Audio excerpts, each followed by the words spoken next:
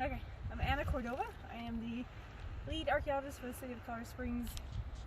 I work for Parks and Rec, and sometimes I help out with other city entities like utilities and planning and stuff like that.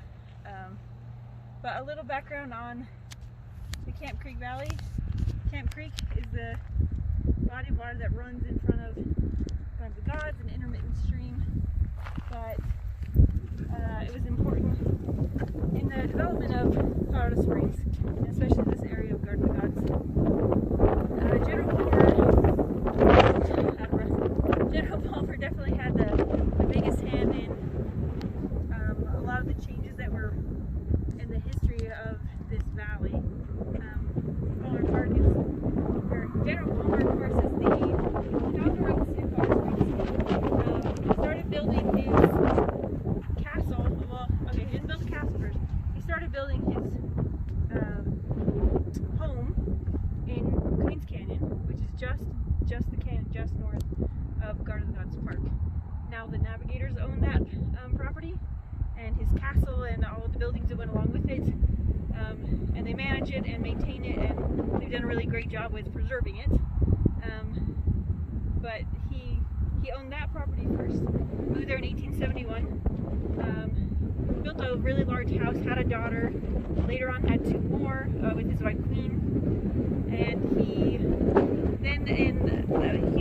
he owned some of the railroads and things, and so he sold those in about 1903, 1904, and after that he was well off anyway, but he became a lot richer once he sold those, and that's when he started building his big giant castle that is there today.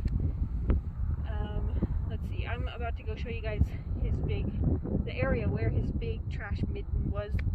Midden is an archaeological term for trash pile, I guess. There are actually two of them, and they were just at the very north boundary of the city's property of Garden of the Gods Park, right there along Camp Creek.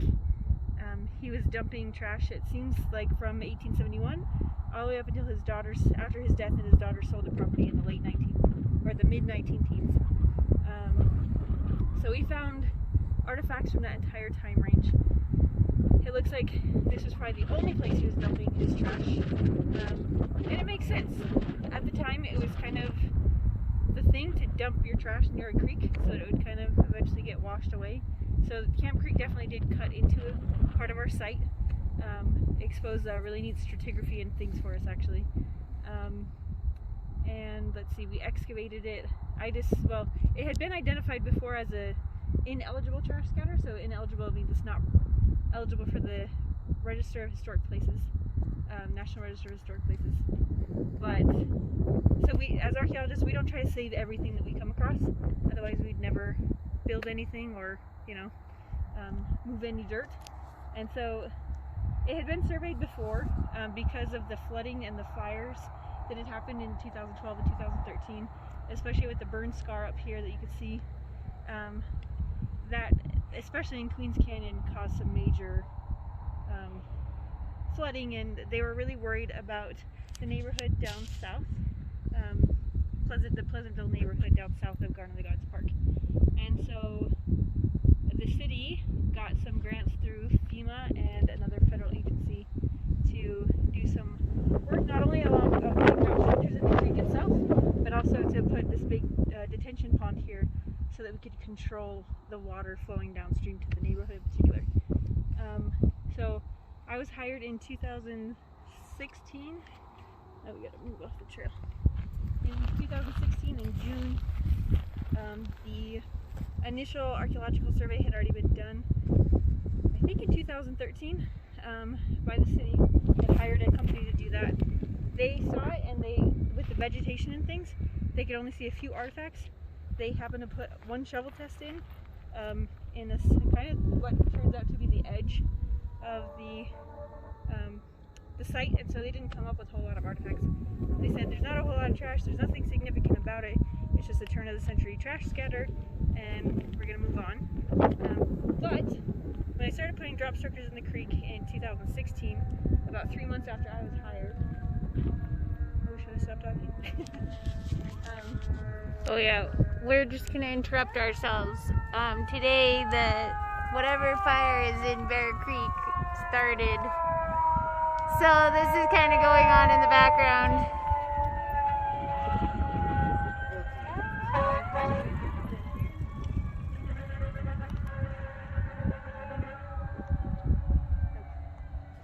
We're good.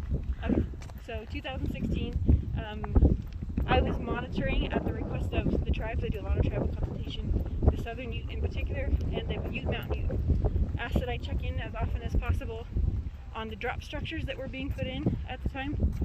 And I noticed they had a staging area at the very north end of the park, and they were bringing in their large construction equipment, and I noticed that they'd worn away the grass. And yes, the site was there, but it was a lot bigger than they had been able to see when they first reported it. Toward the end of the project, right before they went to go fix the road that they had made, and kind of, just pull up the top few inches of soil to revegetate, I started noticing, like I saw an enameled brick that I'd never seen before. One of the guys pulled out a whole bottle. In my career, I've never found a whole bottle buried in the dirt. We always find fragments and things. And we found some of the construction guys started pulling up more bottles, and I was like, whoa, okay, I didn't stop.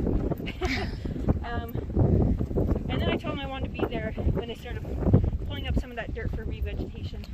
And within probably the first 10 feet, we told them to stop, because not only were there whole bottles, but just the amount of artifacts that were buried just below the surface was staggering. And so, and again, I was seeing things I'd never seen before. So I always joke that it was fancy trash, and of course it doesn't take a big stretch of the imagination to say this person was, you could tell that the socioeconomic status of this person was really high.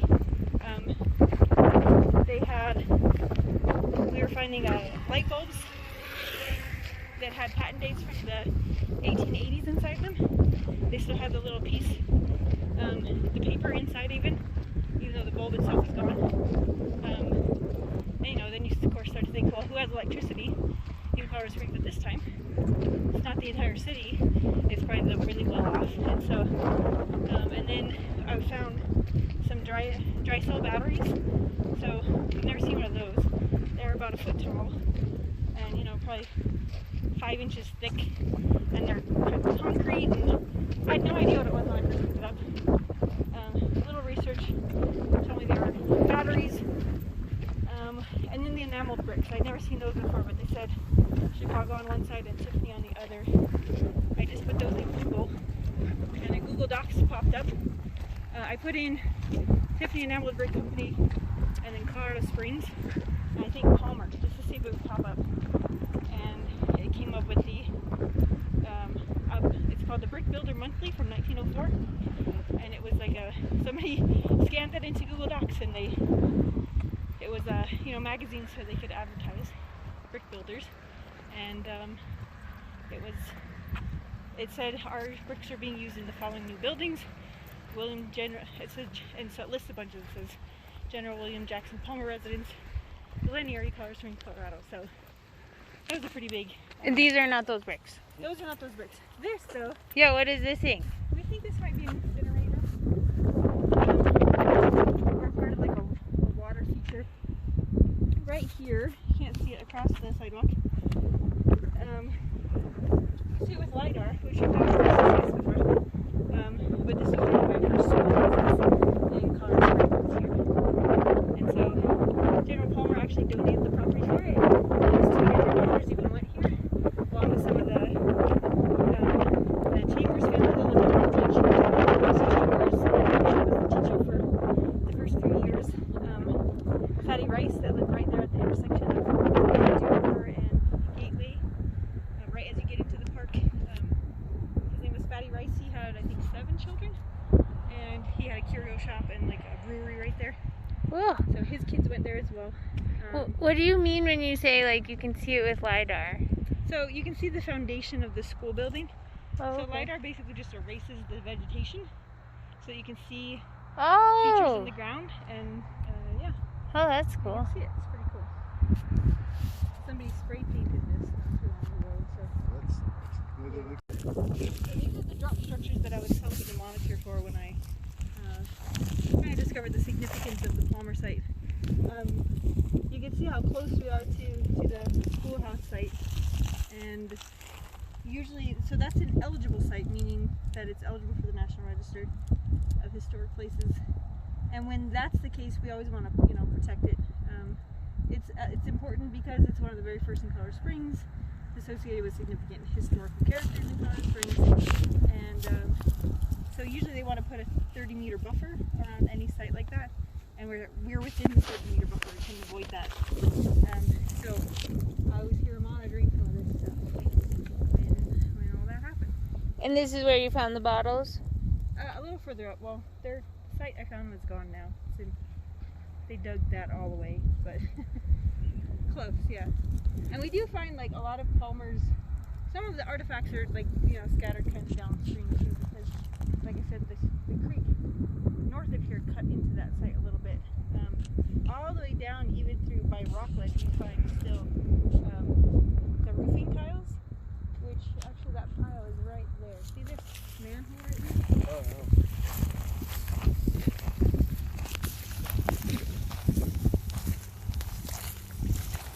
So there's this manhole connected one of Palmer's pipes. We actually had to dig part of it out for this project.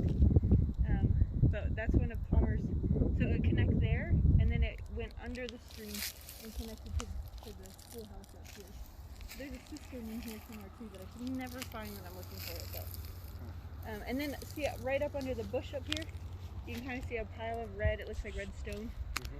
Those are terracotta roofing tiles from Palmer's Castle. Oh, wow. So we find those scattered all the time because they're right on the edge of the creek.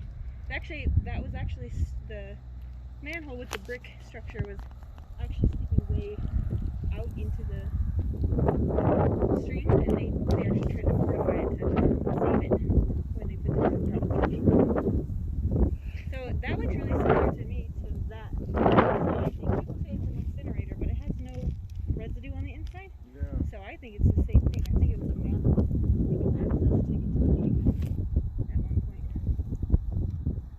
And then thinking about restoration here, these drop structures, their intention is to slow the water down. Yeah. And so you can see how they're kind of like a V going upstream. And that creates more heterogeneity and slows the water down. You can also see like sediment drops out kind of right below the drop structures. And it's vegetated. So that's great. But if the vegetation is ripped out, we'll still have those rocks there. But you see, when this first was built, it looked like a huge scar. But now it's filling in, I can see, with some non-native species, but there are lots of natives up above, so hopefully they'll blow over here and fill in this space as well. This is one of those roofing tiles we were talking about. So what they did when they were moving some of this stuff is, we don't pick up every single artifact, and so they kind of saved the topsoil and kind of set it aside, and then when they completed this section of it, they dumped the topsoil out here, and so you still get some of the artifacts from here. Well, that is interesting because CSU is working on a revegetation strategy where they basically just murder the top 6 inches of soil to kill the weed seed. Yeah. This is in cheatgrass. Yeah, I saw that. No artifacts. Fragments of glass and fragments of wood. They're still here.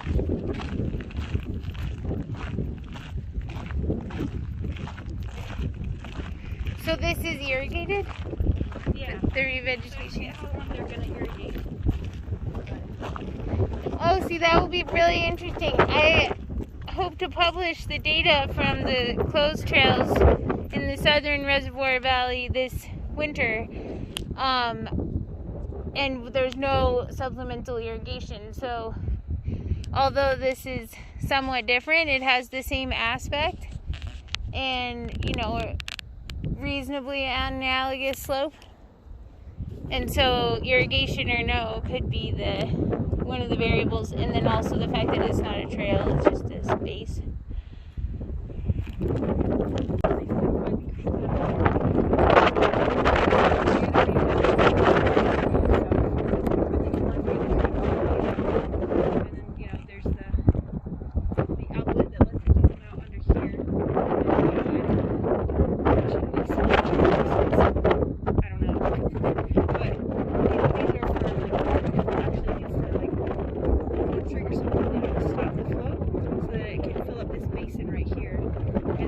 Detention pond, not a retention pond.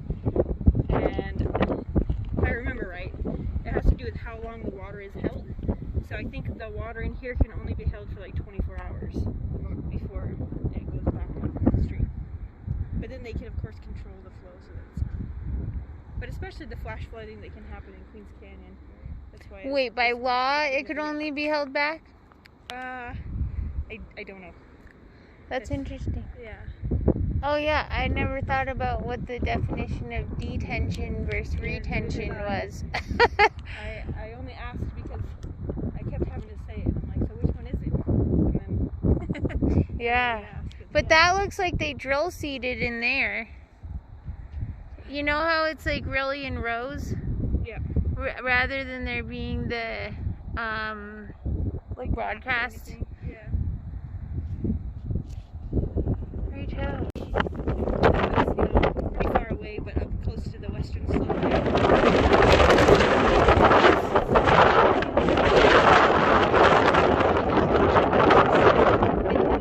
And we think that was an older one. Artifacts, like, you know, they're not as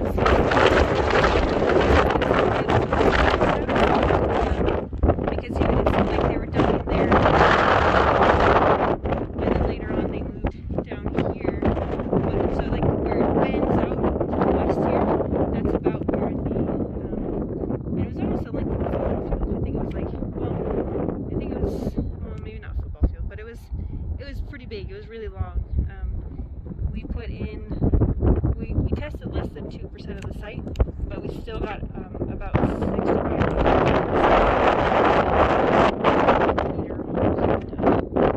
How many 1x1s did you dig? I forget. Like dozens or hundreds? Oh, or I forget. I had a baby 2 days before they started. Oh no, And I so- don't mean to pressure you. No, I'm just saying, like, so I wasn't actually on site when they were digging. I did all the work to lead up to it, and then we had to contract it out because I'm, you know, a one-person archaeology team for the city. And so we set it all up, and then the day before they started excavating, I had a baby. So I was on maternity leave for like 8 weeks. So while they did all the fun, cool part, I didn't get to watch. Bummer. I know. Darn babies. I know. I have 3 of them. So he just turned 2.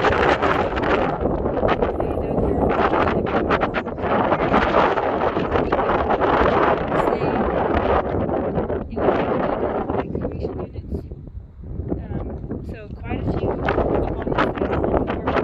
this side, but I know that what they do is, you know, we just try to sample. We're trying to excavate the entire thing.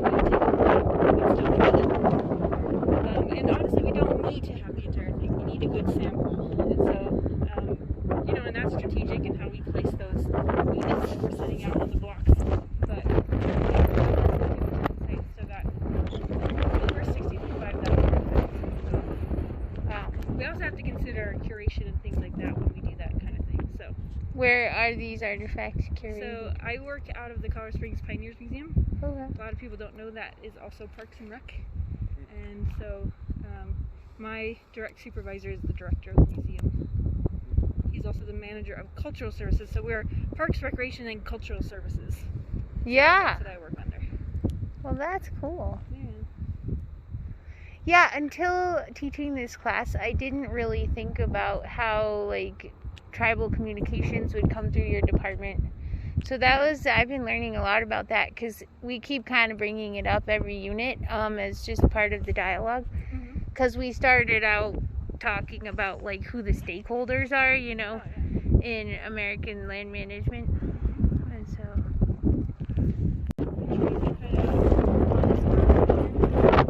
before, when this was flat, it was a lot more distinct because it's kind of a raised berm. But that is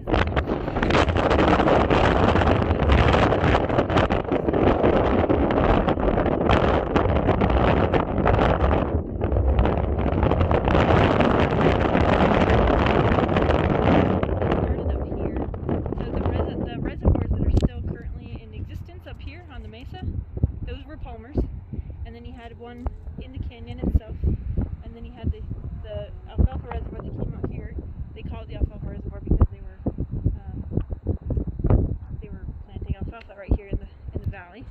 It comes over here, and then at some point, like right around here, it's an open ditch, and then it goes underground, and that's where we know that one pipe leads and goes off this way toward the school, and then one comes this way. And it follows the ridge all the way along, and then right at Gateway Road, where it's the humpback splits, and you can go through, you know, where the road goes through, then the pipeline split around that humpback. And so one went further down to another.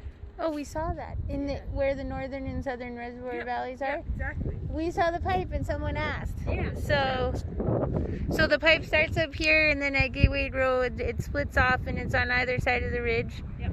And so any pipe fragments over there are leftovers of Palmer. And then is it true that in the northern reservoir valley, like that was more like that's where grazing took place, and then in the southern reservoir valley, not so much? I don't know that part. I know that you can still pretty clearly see both of them. If you're at Rockland Ranch, and there's kind of that garage. There's a garage. Yeah, where the Up against beehives that used to ridge. be and stuff. Yeah. That ridge has there's big brick structures that come out, and that was for maintenance to get down into there because there's big wheels that they could turn to fill up or stop the water. Oh yeah. And then there's all across like below the ridge. Yeah. So that ridge is lined on, I guess, the west-facing side with a bunch of stone, like flagstone and things. It's kind of covered in vegetation, so you have to look. But once you see it, you'll never see it. And it's they just kind of fortified a natural ridge, I think, right there to hold water in there. So there was water right there. That's why there's so many cottonwood trees down there on the other side. And as you go significantly farther south, there's another much larger reservoir right there that you have to look at pretty hard to. It doesn't look man-made. I think they kind of were using some of the natural features, but that was one as well. So, and you can still see the piping that goes along where the ridge is. Well, I am interested in the history of the northern valley and the southern valley because there's really different grass composition in them.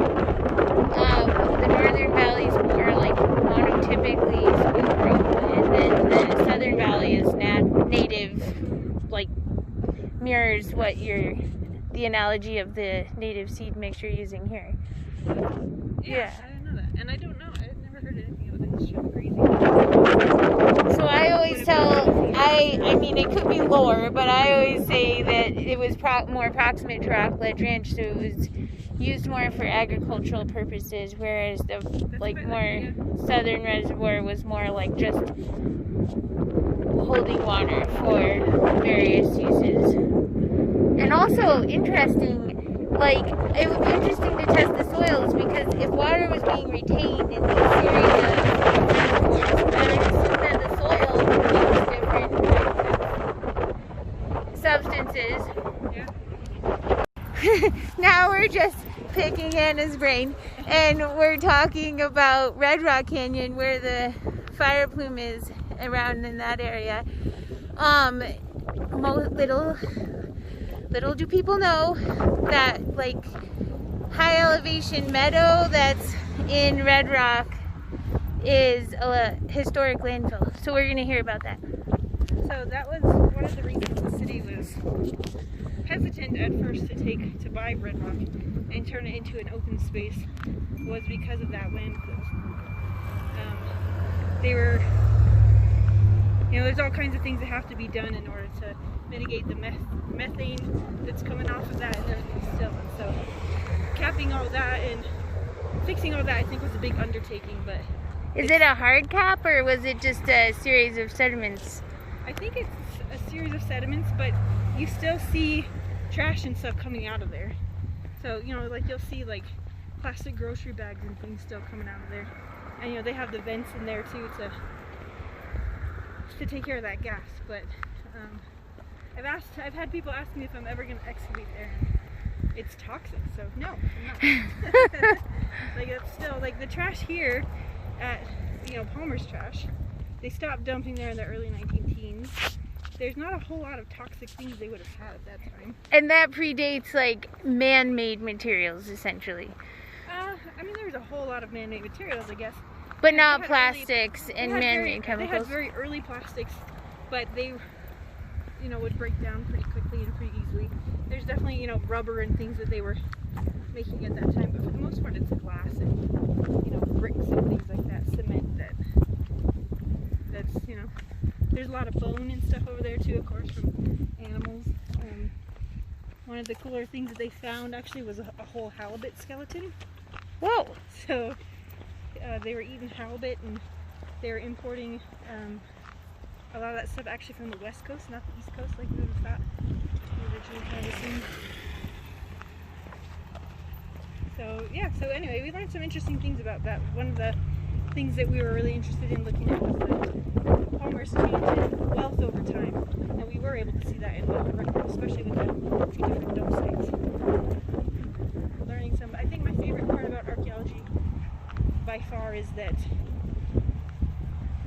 archaeology doesn't lie. You can't really hide things in archaeology.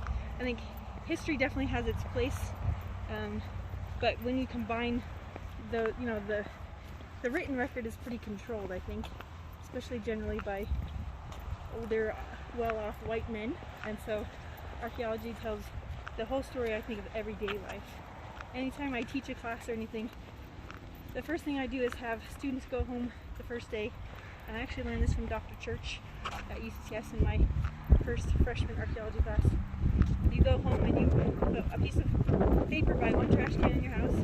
Anyone who throws anything away in that trash can has to write down what they threw away. Then they come back the next week and they swap papers with no identifying information on them. And then you have to tell me about what room you think that trash can is, what kinds of things you think they're consuming. Can you tell me anything about their status of wealth? What about gender or religion or race or anything like that? You know, or age. Can you tell me if there's kids? Do they have pets? Things like that. So. Well, this is really cool because we do a similar thing in environmental science, but it's to measure your ecological footprint. Yeah. You know? Yeah. So those things could really be tied together. Oh yeah. Okay,